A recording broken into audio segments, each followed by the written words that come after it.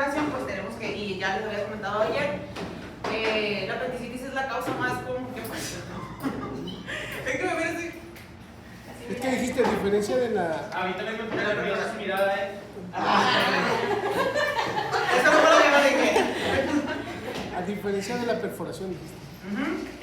¿Qué? A diferencia de la perforación, la apendicitis sí es una patología como tal y la perforación es una manifestación. Siendo, lo que les comentaba el día de ayer, la apendicitis es la causa más común de la perforación. Y esta va a tener que, tiene una incidencia aproximada del 7 al 8%. Es común en personas de entre 10 a 30 años. Y pues la causa más común en los adultos, como ya lo veíamos con el doctor Raúl, es el fecalito. Es ligeramente más frecuente en los hombres y tiene una mayor incidencia en países occidentales con una mortalidad de menos del 1%. Igual, también ya sabemos que ese porcentaje depende de cómo se lleve a cabo el diagnóstico y tratamiento temprano de ella.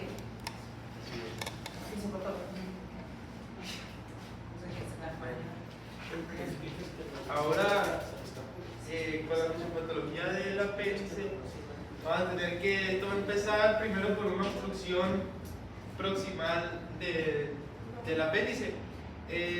La mucosa va a seguir produciendo, va a seguir con su producción normal de IgA. Entonces, la capacidad normal del apéndice, el volumen normal que tiene es de 0.1 mililitros. Y se va a empezar se va a seguir la producción, entonces va a aumentar en gran manera la presión dentro de ella. Y esto nos va a dar se van a estimular las señales nerviosas, las terminaciones nerviosas, y va a causar dolor. Esta misma presión también va a ocasionar una congestión vascular, ya que la sangre venosa no va a retornar como normalmente debería hacerlo. Entonces va a producir edema, ingurgitación y favoreciendo todavía más al dolor y que empiece a hacerse más grande.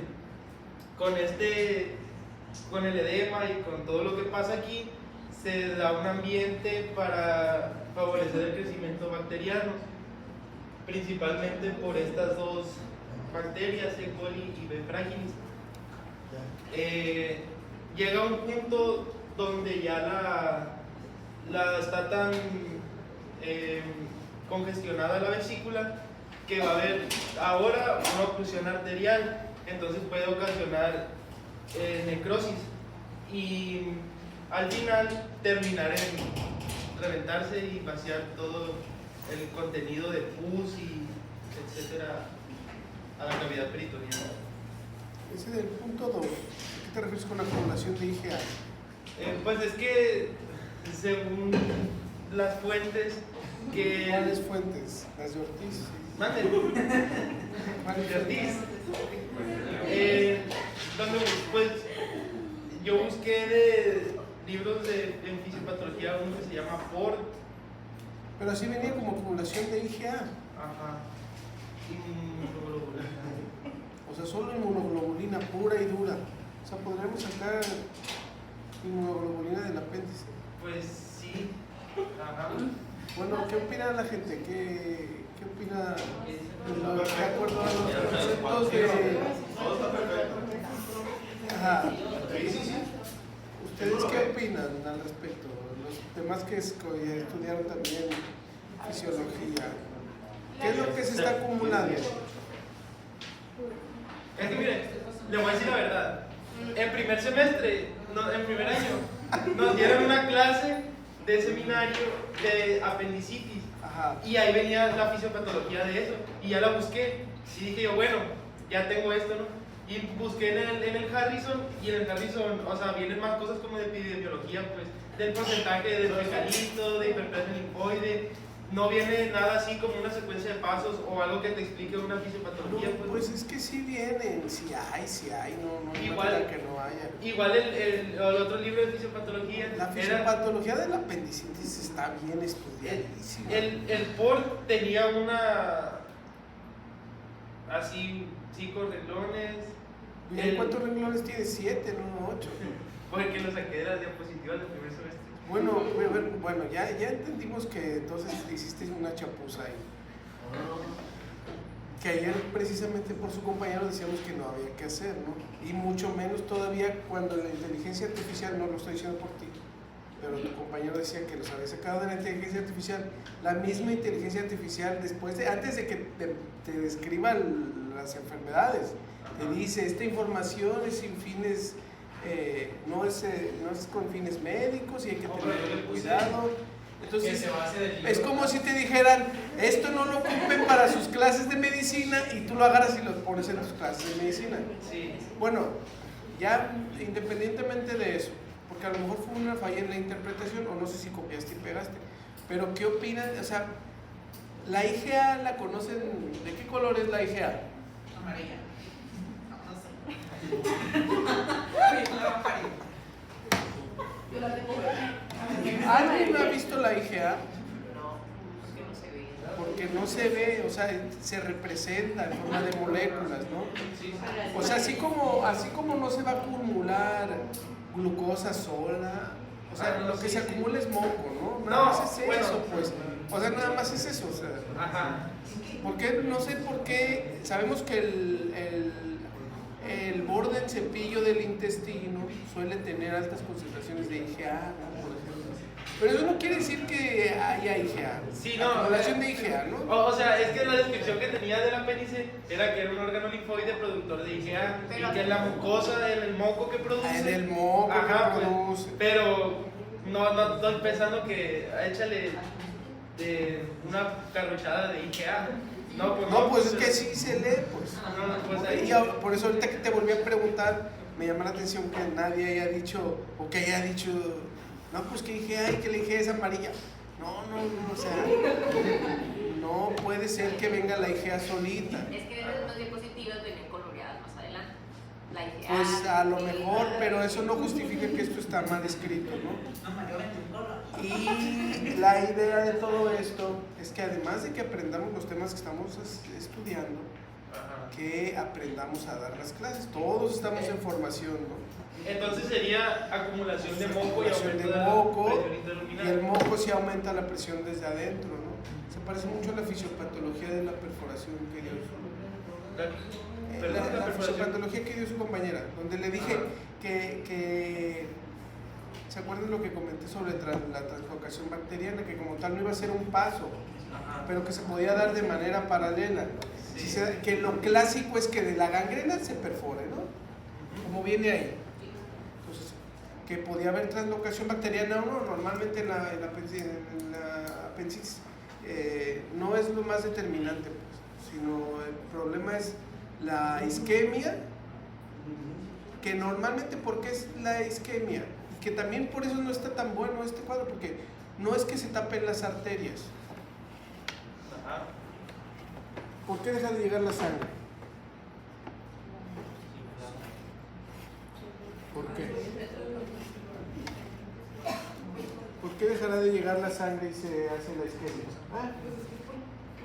Porque lo obstructivo se va a dar una regurgitación, no sé qué cosa venosa, porque no puede pasar bastante, cosa no llega. Las venas. A las venas, No llega. Sí llega. no se puede. No se sale, no se puede da. regresar regurgitación. El asunto está en que se supone que la presión desde adentro del apéndice es tan grande que ya no puede correr la sangre a través de esas estructuras vasculares. ¿Cuál maneja menos presión, la vena o la arteria?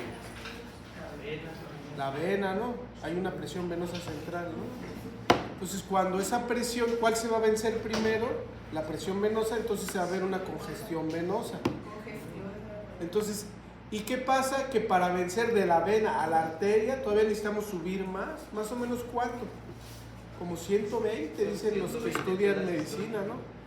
Entonces, hasta esa presión tendríamos que inflar el apéndice hasta que deje de llegar ya la sangre, que la sangre ya no pueda circular por esa pared que está siendo afectada por esta distensión, ¿no? Ya después de que deja de circular, pues la distensión y la necrosis poros o gangrena, es lo que nos produce la perforación.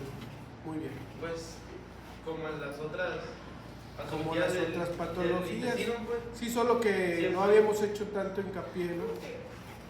Pero ahorita como a la vez está sencillo y está más fácil, y pues habría que verlo bien, ¿no? Todo bien, no te preocupes. No, nadie te está grabando. Dilo, soy la No, yo no la mayo. Y bien, en tanto a su clasificación, pues tenemos dos que tanto a fisiopatológicamente hablando están de manera complicada y no complicada, que estas pues deriva según la complicación. Vaya, en el caso de la complicada, pues ya estamos hablando de un apéndice que presenta perforación, absceso o flegmón, que según yo es sinónimo de plastrón, que ya les comentaba ayer, es este tipo de masa que se da por adherencias. Y por otro lado, según el Harrison, en tanto los hallazgos anatomopatológicos, que es con lo que ya estamos un poco más familiarizados, es según su evolución, que tenemos a la congestiva o catarral, flegmonosa o supurativa, gangrenosa y perforada, que pues ya esta entraría también como una complicada. Y pues tenemos aguda y no aguda según el tiempo. Y que ahí están en el esquema, ¿no? Que me imagino que por eso lo pusiste. Sí, igual pues aquí vienen sus características, también ya lo habíamos visto y lo mencionaba Luis ya, que lo vimos con el doctor Raúl. Pues supongo que de eso no hay dudas. ¿No, verdad? Bueno, ahora siguiendo con el cuadro clínico, pues a comparación, bueno, de igual forma que la perforación intestinal va a ser un proceso agudo, pero no va a iniciar tan brusco como en la perforación intestinal. Esta va a empezar con un dolor abdominal, va a ser inicialmente impulso o periumbilical y posteriormente se va a localizar en la fosa ilíaca derecha. Va a dar anorexia, que va a ser muy frecuente y un dato clave, porque debido a la inflamación del apéndice y a la irritación del intestino, pues va a mandar señales para que haya pérdida de apetito. Entonces, si hay un paciente que tiene dolor abdominal pero aún sigue con apetito, hace más descartable que sea una apendicitis. Después, pues náusea y vómito debido igual a la irritación del intestino, fiebre que va a ser generalmente leve o moderada, signos de irritación peritoneal localizada como olor a la palpación en fosa ilíaca derecha, signo de rebote positivo y defensa muscular, y pues otros datos que puede ser taquicardia leve y puede haber estreñimiento o diarrea. Cuando vean en cirugía el tema, pues ya van a ver, hay muchos otros signos a la exploración física, ¿no? Sí, ok. Y lo que yo puse también era dolor que migra del epigastrio a la fosa ilíaca derecha, pues dolor intenso, continuo y progresivo, náuseas y vómito, pues anorexia y fiebre y leucocitosis, que pues eso ya va a estar indicándonos que va a ser una apendicitis. De nuevo, pues primero hay que ver los hallazgos. Nos va a sugerir, ¿Mande? no nos va a indicar que es apendicitis, nos va a sugerir que puede ser Una apendicitis. impresión diagnóstica. Sí. Sí. Pues nos da la impresión diagnóstica de apendicitis.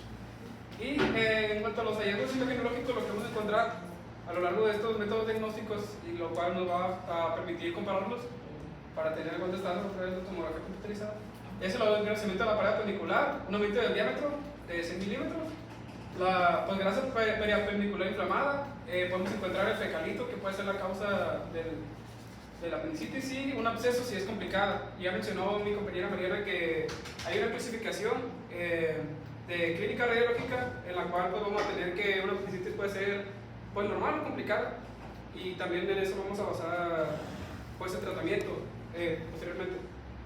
Aquí también el ultrasonido, la tomografía computarizada y la resonancia magnética, que es muy alternativo en embarazos y pues porque no presenta radiación. Primero, el ultrasonido va a ser de la primera línea de niños y embarazadas, y lo que podemos detectar a través de este es pues el engrosamiento de la pared apendicular. Ya vemos que pues, va a encontrar mayor a 100 milímetros, no va a ser comprensible y pues la pared engrosada. En cuanto a la tomografía computarizada, que esta también va a ser el gold estándar porque va a permitir detectar todos los hallazgos que mencionamos, pues porque este va a tener una alta sensibilidad y especificidad, va a permitir ver el apéndice inflamado, detectar las complicaciones como los abscesos o la perforación que mencionamos anteriormente, y pues puede hacer los diagnósticos diferenciales, ya lo mencionamos.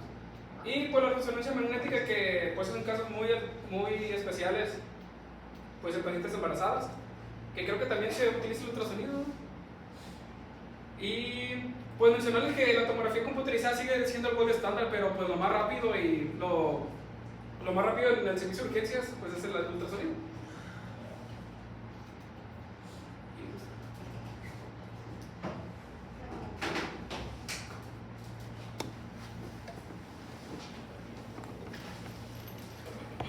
Pues como ya mencionaba antes, la tomografía y la ecografía son las modalidades de elección para el diagnóstico de la apendicitis. Empezando con la tomografía, algunos de los hallazgos que vamos a ver son el apéndice dilatado, pues el valor del diámetro que debía tener variaba según la bibliografía, pero yo lo dejé mayor a 10 milímetros para tomografía. No sé, mayor a 7, mayor a 6. Mayor a 7. O sea, ya de 7, sí, mayor a 7. Ya 10 es mucho. Sí. ¿Dónde encontraste ese de mayor a 10? Pues lo vi en varios lugares, busqué en el lugares. libro. Está bien, es mayor a 7, hay que, de hecho su compañero dijo mayor a 6 ahorita, ¿vale? Por ultrasonido 6 y por tomografía 7, ¿sale? Obviamente que si le damos mayor a 8 pues va a ser más específico, ¿no? Pero menos sencillo. ¿Por tomografía 7? Sí. También hay inflamación preapendicular evidenciada por densidades estriadas o lineales desorganizadas y la terminación alta en la grasa adyacente, engrosamiento de la pared de mayor a 3 milímetros. Aumento de la captación de contraste por la pared del apéndice. En caso de que haya perforación se observa aire extraluminal y también podemos ver adenopatías perisecales. Ya. Aquí se observa ¿Qué estudio es? una tomografía axial contrastada. Parece que una es una y una es otra. La de este lado es contrastada, la de acá. La B es con contraste, ¿no? Sí. Bueno, ¿ahora qué vemos? Pues observa la infiltración en la grasa periapendicular. De este lado se observa el apendiculito.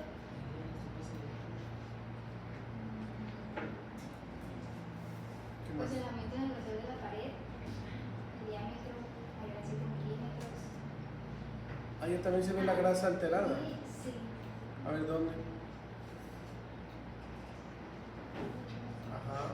Y hay una pequeña burbuja de aire que sugiere perforación. Entonces aquí, pues yo creo que lo que ya debemos de entender entonces es que ese cambio en la atenuación de la grasa indica inflamación, ¿no? Es un dato indirecto de inflamación, o sea, está inflamada la grasa que está ahí, nada más. Con eso ya tendríamos que sospechar. Abajo en la imagen de la izquierda, en la A, donde está la flechita señalando la grasa, abajo hay grasa también y esa grasa es normal. Entonces podemos comparar esa grasa con la otra grasa, ¿no? Y del otro lado, toda la grasa que está alrededor del apéndice, que además tiene la pared muy engrosada, tiene aumento de la densidad, ¿no? Pues acá también hay aumento del diámetro del apéndice, pared engrosada, se observa el apendiculito, igual acá, y infiltración también de la grasa. Que midió 14, ¿no? En este caso. Sí, ahí.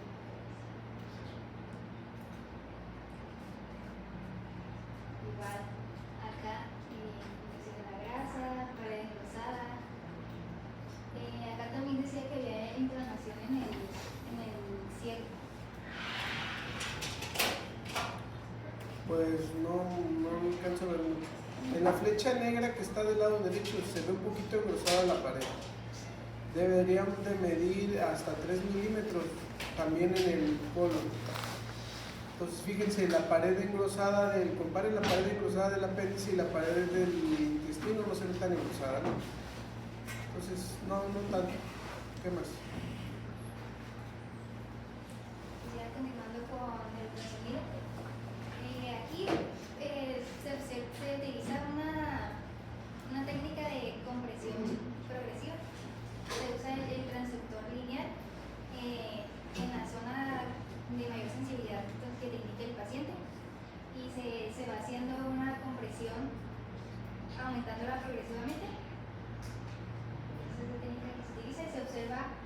el apéndice anómalo se identifica como una estructura tubular de final ciego, sin peristalsis y con un diámetro de 6 milímetros o superior.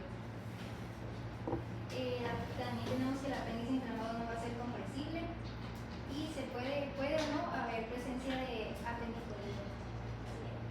Sí, creo que eso es. Bueno, antes de eso, fuera lo ideal, ya les había yo pedido, ya les había comentado, que traten de organizar sus ideas de tal modo que a la hora de que presenten los estudios de imagen se vayan desde lo inicial hacia lo más invasivo, ¿no? A lo más invasivo, a lo menos disponible, a lo más costoso, ¿ok? Entonces lo ideal hubiera sido que viéramos primero ultrasonido y luego la tomografía, ¿no? Igual cuando vimos pólipos, pues primero el colon por enema, luego el ultrasonido que dijimos que no se usaba y luego la tomografía computada y así, ¿no? Bueno, ¿qué más? También va a haber aumento de la congenicidad de la grasa subyacente, igual que la tomografía, y pues aumento del grosor de la pared. Y además, como en la inflamación del apéndice, va a haber una pérdida de la estructura de las capas que comienza con la desaparición de la capa mucosa, seguida de un aumento del grosor de la capa intermedia de la capa submucosa.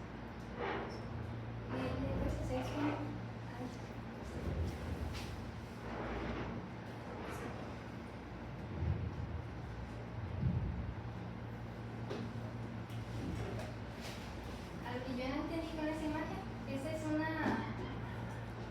el apéndice normal, que se ve la capa submucosa delgada, ahí decía que había aire en la capa mucosa, y en la imagen esta ya hay un engrosamiento de la capa submucosa. Aquí sí se ve mucho más gruesa que en la de acá. El primero es apendicitis. Todos los tres son apendicitis. No, ese es un Ese es normal, ¿no? Ajá. El El A. aquí también se observa el aumento en la congenicidad de la grasa subyacente, que está señalada con esa estrellita. Y en la C, aquí ya había pérdida de la continuidad en la pared submucosa, que decía que era sugerente de una apendicitis gangrenosa. ¿Y el otro? Y acá, Pues se ve muy aumentado el diámetro, ¿no? Muy aumentado el diámetro, aumento de la vascularidad con un signo que se conoce como anillo de fuego a la aplicación de modo Doppler. Si se dan cuenta, pues está mucho más dilatado y la pared se ve delgada, pero delgada porque está muy distendido ese apéndice, ¿no? Lo que decía su compañera, si es una técnica de compresión, así como está, ya que tenemos identificado el apéndice, lo apretamos con el transductor y si vemos que no cambia su tamaño, su longitud, de arriba abajo, lo medimos antes y después. Si sigue midiendo lo mismo, quiere decir que está muy distendido, ¿no? Y está a presión, por así decirlo.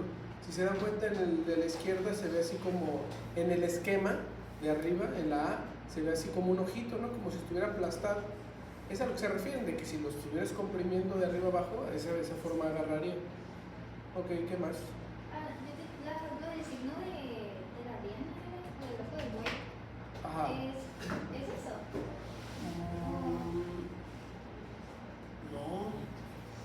No he oído como tal ese signo en apendicitis. Hay muchos signos de la diana en otras enfermedades, pero a lo que hace referencia, por ejemplo, en el esquema de la B, no sé si conocen las dianas, que son donde uno dispara las flechas, ¿no? Que son de colores, son unos aritos de colores, eso se refiere con diana. Entonces, pues lo lógico es que se vea de colores, lo normal es que se vea de colores. Con el centro hipoecoico, luego tenemos una mucosa, luego una submucosa y la muscular, el anillo más hiperecogénico que está hacia afuera. Entonces se ven diferentes tonos, pero eso sería lo normal. ¿Okay? ¿Qué más? Pues también puede haber el signo de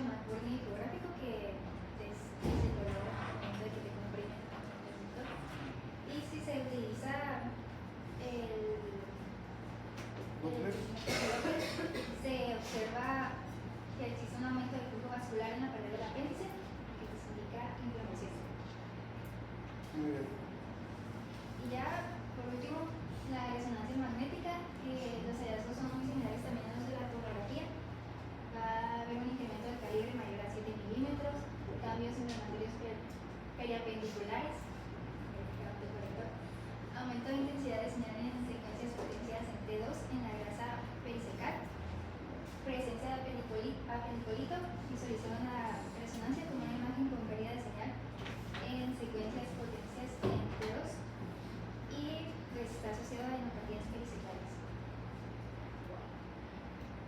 Entonces aquí está el apenicolito, la pared rotada del apéndice. Y el edema, ¿no? Que es lo que se ve hiperintenso. Lo que se ve como blanquito. Hiperintenso. ¿Qué eran esas dos bolitas, unos puntitos intensos? Los dos son. Pues lo mencionaban como apendicolitos. Se me hace raro que el de allá sí, que los dos hayan sido apendicolitos, que tuviera dos apendicolitos. No sé qué era, pero sí estaban señalando. Y dice que venía como apendicolito, ¿no? Si tuviéramos un apendicolito, venderíamos una imagen con ausencia de señal. O sea que no iba a ver, se iba a ver completamente negro. ¿Vale? Sí parece. Y por último, pues es una tablita que encontré también en un artículo, que aquí, por ejemplo, aquí viene marcado el diámetro. Sí, no, eso no. Pero pues No, y como al ser sin compresión, en la tomografía nadie va a meterse a hacerle la tomografía y le va a hacer presión, le va a meter la mano y luego se va a salir y ya. Pues no tenemos a ningún personal contratado para apretarles el apéndice mientras se haga la tomografía. Entonces está mal ese, no sé ahí qué pasó. Luego, pérdida de la certificación. Yo creo que más que ese cuadro vamos a basarnos en lo que mencionó ya, que ya vimos y estamos de acuerdo todos. ¿Ok? Luego, ¿qué más? Había en el temario, dice, perforación intestinal y apendicitis. Y entre paréntesis dice, incluir datos por radiografía convencional de apendicitis. ¿Qué pasó con eso? Esa falla. Bueno, lo traes entonces para la próxima clase. O se dividen en tu equipo porque luego a veces veo que dividen los temas medio de forma, unos dan una diapositiva y otros dan varias, ¿no? Como quieran. Ustedes saben. Muy bien. Lo que diste estuvo muy bien. Muchas gracias a ti. ¿Quién sigue?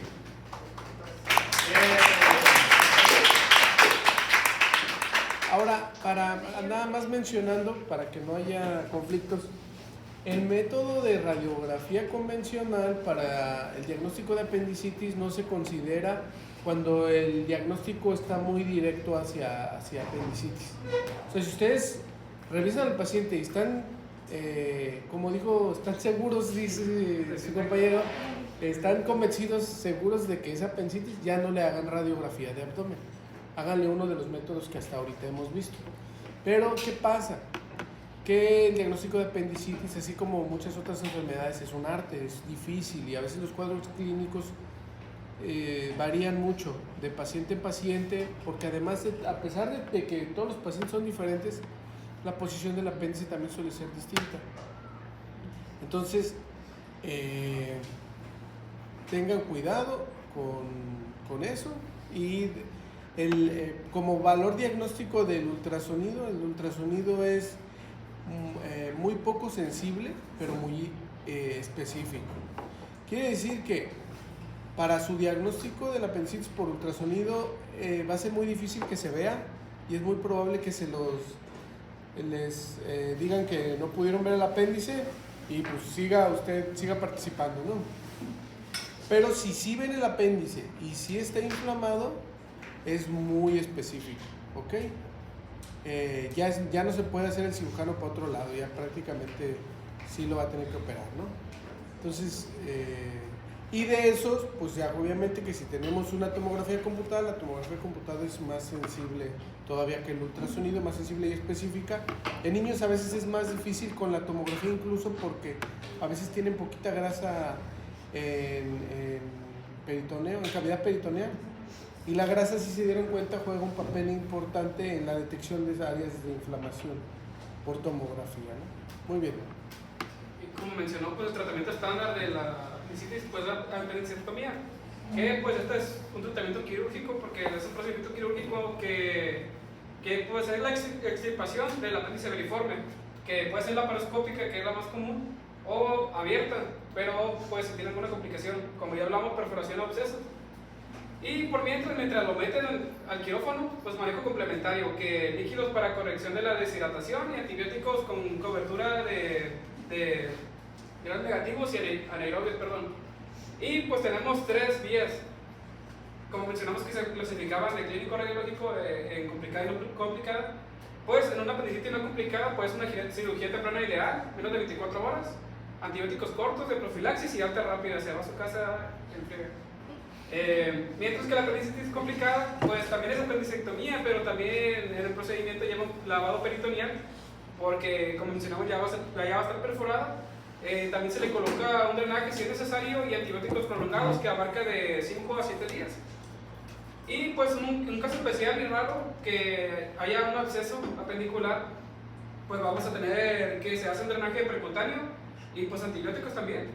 Y ya luego, ya que se controla la situación, ya se le hace la apendicectomía diferida pues semanas después. No se cargaron las imágenes, pero pues es todo. No complicada, rápido, complicada, pues más tiempo. Sí, muy bien. Listo.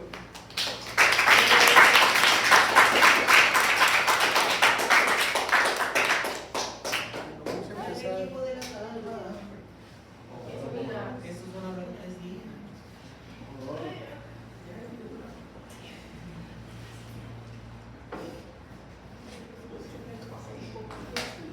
Dice la definición. No, ya. Ay, ¿se cansaron por votar o qué? Todavía no he vendido. Buenos días. Buenos días. Somos el equipo 5 y hoy vamos a hablar de la colecistitis y la litiasis renal. Vamos a empezar de nosotros. Vamos a empezar con la colecistitis. Bueno, la colecistitis es la hinchazón, irritación que nos va a llevar a una inflamación de la vesícula biliar, más a menudo por la presencia de cálculos biliares que van a bloquear, que van a obstruir las vías de la salida de la vesícula biliar y nos va a causar una colecistitis. Principalmente contribuyen 3 factores que serían una inflamación mecánica causada por la distensión de la vesícula, una inflamación química y una inflamación bacteriana, que estas se ven más en la colecistitis aguda que ahorita también vamos a ver. En la parte de la epidemiología vamos a ver que esta es una enfermedad gastrointestinal más frecuente, pues ya sabemos que es una obstrucción en el conducto cístico por los cálculos biliares. Esta enfermedad no es frecuente en mujeres, de hecho en Estados Unidos se manejan las 4 Fs, que es femal, forti, fat y fertil, que quiere decir que es mujer mayor de 40 años con obesidad y ya sea o multigestante o multiembarazos, ¿no? Ya pueden ser logrados o no logrados. Y los factores de riesgo de estas son pues, las altas grasas, una dieta alta en grasas, diabetes mellitus, el ayuno prolongado y la pérdida rápida de peso. De hecho se está dando mucho ahorita por lo de la semaglutida, el bypass y todo eso, ¿no? Lo de enfermedad gastrointestinal más frecuente, me queda la duda. No, ahí ¿Es sí grasa. gastrointestinal o es de la vía biliar aparte? Pues supuestamente es gastrointestinal porque por ahí viene el desecho que va a caer al conducto cístico. Ah, sí, está conectado. No, me quedó la duda de si los puristas sí consideran a la colecistitis como una enfermedad gastrointestinal. No sé, yo Pues nomás quería hacer el señalamiento de que me llamó la Pues atención. yo sé que esta información de la guía práctica clínica del IMSS, entonces ahí decía que ahí era eso. Sí, sí, pero aún así, ya les dije que los libros a veces no están muy pulidos, ¿no? Pues el artículo del 2021, No, ay, si es más nuevo, no se equivocan. Pues o sea no. que ustedes están más jóvenes que yo y se equivocan menos. Pero eso no es una equivocación, simplemente es una veracidad que tiene el investigador. Claro, claro. Pero el que tenga la velocidad no quiere decir que no se equivoque. Yo no estoy diciendo que no sea. Yo nada más dije, me llamó la atención. Lo que me estás contestando no me convence. Está bien. No quería que me dijeras si era o no gastrointestinal. Nada más quise señalar porque me llamó la atención. Sí, porque para mí gastrointestinal es del estómago y del intestino. Está bien, está bien. Nada más.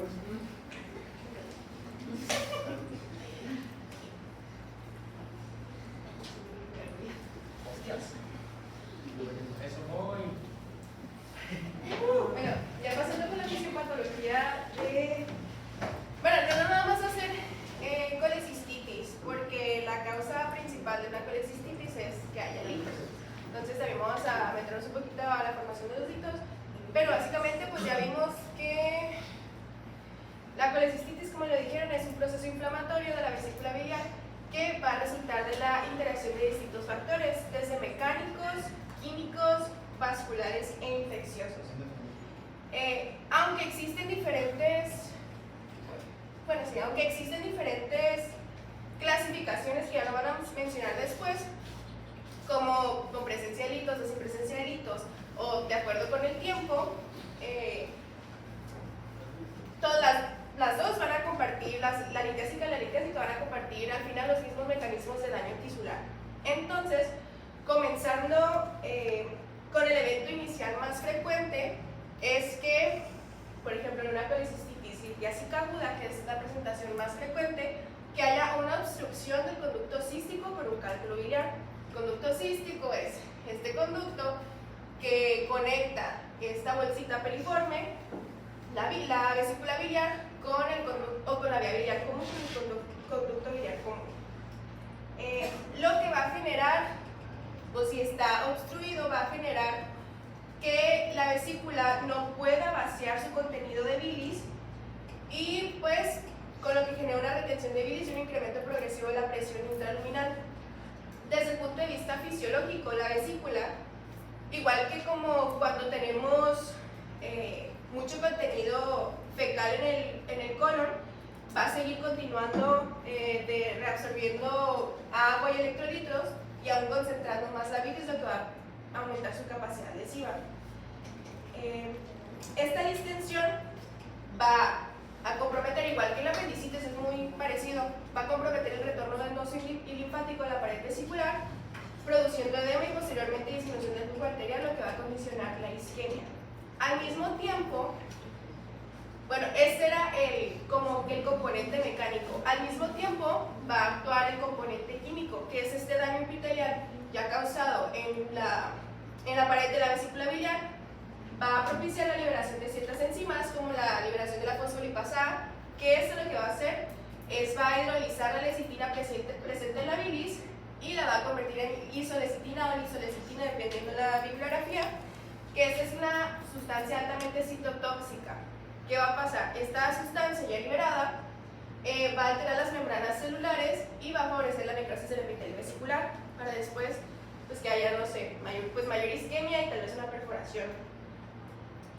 Ahora bien, como ya se dañó toda esta mucosa y todas estas paredes epiteliales de la vesícula biliar, las sales biliares que normalmente están contenidas por esta mucosa van a romper las membranas celulares del epitelio, teniendo una lesión directa y actuando de forma detergente, lo llama la bibliografía, sobre las paredes del epitelio, como cuando tienen literalmente el mismo efecto que tiene un jabón de la loza con la grasa, pues la rompe y la destruye. Y por lo tanto, pues va a aumentar aún más la inflamación. Sí, de hecho es lo que hace en el intestino para la digestión de las grasas. Sí, que de hecho, pues, eso es lo que se necesita para la absorción. Es necesario para las sales biliares para la absorción de las grasas, si no, pues se produce la esteatorea. Ahora bien, ese es el componente químico, y también dijimos lo de lo vascular y donde estaba lo mecánico. Pero también, aunque inicialmente este puede ser un proceso estéril, digámoslo así, la bilis concentrada y retenida dentro de la vesícula biliar forma un cultivo perfecto para bacterias. Entonces, en un porcentaje importante de los casos se agrega una infección bacteriana de manera secundaria.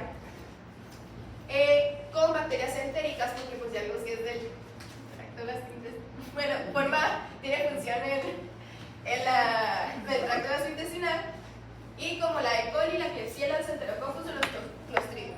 Estas bacterias van a poder ascender desde el duodeno o diseminarse por vía hematógeno-linfática, y su presencia pues va a incrementar la respuesta inflamatoria y favorece la progresión a formas complicadas como el empiema vesicular o pues úlcera vesicular. Ahora bien, esto es un ejemplo de colecistitis litiásica, pero en las presentaciones en las cuales no se hallan hitos, pues que no hay una obstrucción mecánica, también participan otros mecanismos como la éstasis biliar o la hipomotilidad de la vesícula, la hipoperfusión y la inflamación sistémica. Esta presentación de colecistitis alitiásica es típica de pacientes críticamente enfermos, con trauma, con quemaduras, con sepsis o con enfermedades sistémicas inflamatorias. Salud. La hipoperfusión esplénica va a producir isquemia primaria de la pared vesicular, mientras que la éstasis o la hipomotilidad va a favorecer la concentración de la bilis y su efecto tóxico, como ya lo habíamos mencionado. Además, la liberación sistémica de citocinas y prostaglandinas y todo eso, que ya sabemos que son los mediadores de la inflamación, y la posible formación de microtrombos contribuyen al daño vascular. Y pues en conjunto, como ya hemos visto, bueno, si el proceso inflamatorio, esto que ya les dijimos, que es agudo, que se presentó de manera repentina, continúa o hay un ciclo de agudización y de salud de la autorresolución y otra vez se vuelve a agudizar, pues esta colecistitis va a evolucionar a una colecistitis crónica que pues ya va a producir, o sea, todo este proceso de desinflama, se desinflama, va a producir infiltrado inflamatorio crónico, fibrosis y engrosamiento de la pared vesicular, lo que a su vez pues va otra vez a incrementar pues la hipomotilidad de la vesícula biliar, que se engrosen sus paredes y que pues otra vez este proceso de que no se pueda vaciar la bilis pues se agrave. Y pues en conjunto la fisiopatología de la colecistitis puede entenderse como una cascada en que la obstrucción o la éstasis inicial desencadena distensión, isquemia y daño químico, lo que activa la inflamación y en muchos casos la infección secundaria que dijimos. Ahora bien, pues lo más importante no era la litiasis. Entonces, ya la otra me dio más flojera hacer muchas diapos, entonces lo puse en un esquema. Entonces, en la fisiopatología de la colelitiasis, pues la colelitiasis es un proceso progresivo en el cual se pierde el equilibrio de los componentes de la bilis, lo que provoca una precipitación de sus elementos, en este caso más comúnmente el colesterol, y posteriormente pues a la formación de los litos. Una bilis normal contiene sales biliares que son derivados del colesterol, como el ácido queno desoxicólico, fosfolípidos como la lecitina, que les mostré que cuando la fosfolipasa 2 la hidroliza se vuelve un componente citotóxico, y el colesterol. Sabemos que el colesterol pues no es un componente, no es una molécula soluble en el agua. Entonces, ¿cómo podemos hacer que el colesterol normalmente pues no se pega a las paredes de la vesícula o no forme litos de manera normal? Mediante las micelas, que son como celdas en las que se encuentra la sal biliar, los fosfolípidos de la lecitina, y como que atrapan el colesterol dentro de estas celditas. Que esto es algo muy importante para la digestión, porque si no existe estos elementos, pues la grasa que nosotros consumimos y que posteriormente es alcanzada por la bilis, sacada por la vesícula biliar, pues no se va a poder digerir, como ya les dije, pues va a haber atorrea, que después son heces con grasa. Ahora bien, cuando la proporción entre estos componentes es adecuada, pues el colesterol va a permanecer disuelto y no precipita. ¿Qué pasa? Cuando hay una mayor presentación de colesterol en esta bilis, pues se va a ver una bilis ilitógena, se le llama. Entonces, como ya no hay micelas suficientes o componentes suficientes